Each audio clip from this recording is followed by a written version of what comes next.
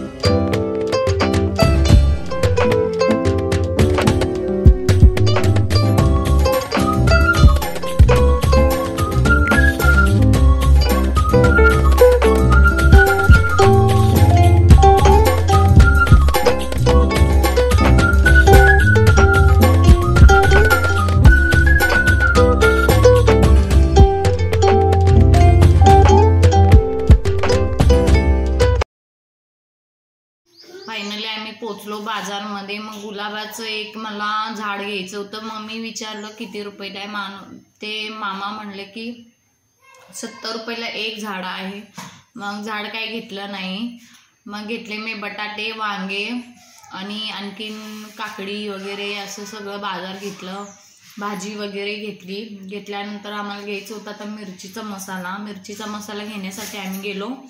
खाली गेल्यानंतर मिरचीचा मसाला वगैरे घेतला. मिरचीचा मसाला तर इतका महाग होता की 1 किलो मिरचीचा मसाला 750 रुपयाला होता. मग मसाला वगैरे घेतला. एक नवीन पिशवी खरेदी केली. रुद्रसाठी चप्पल वगैरे घेतलं. मग रुद्रसाठी जिलेबी आणि खाजा आणि असं पेढे वगैरे बरंच खायला घेतलं रुद्रसाठी पण.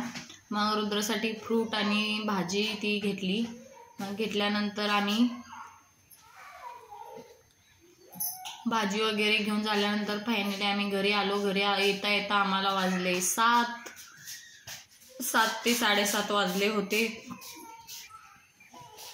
मग नंतर आम्ही केकला पहिल्यांदा आल्याला रुद्र म्हणे, मम्मी मला चप्पल घालून दाव, कसं दिसतं. ते येळभर चप्पलच घालून फिरतात. रात्रभर पूर्ण रात्र झोपूस तर चप्पल पायातनं काढतच नाही.